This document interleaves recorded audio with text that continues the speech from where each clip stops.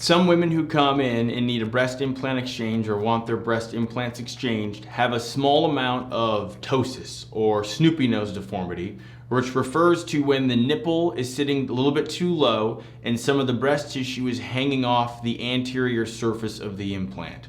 So when we perform the breast implant exchange, I need to correct this loose tissue as well as the low position of the nipples. And in some cases, I can do this with a donut lift or periareolar lift. If it's a little bit too severe, in other words, the nipples are more than 2 centimeters too low, we may need to perform what's called a lollipop or circumvertical lift.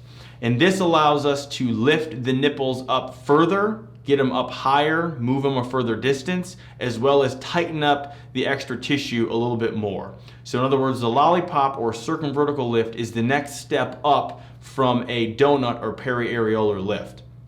Now, when performing this lift or mastopexy at the time of the implant exchange, I will use the same incisions I need for the lift to perform the implant exchange, which would be accessing the old pocket, removing the old implant, and placing the new implant. And depending on what our goals are, we may need to perform additional maneuvers. This may involve removing the entire implant and capsule. It may involve making a new pocket for the new implant to better control its position. There's lots of variables there, but it doesn't really change the scars on the breast. To learn more, check out our website where you can upload your photos and concerns as a virtual consult. You can also check out our price estimator to get pricing information for all the various procedures we offer.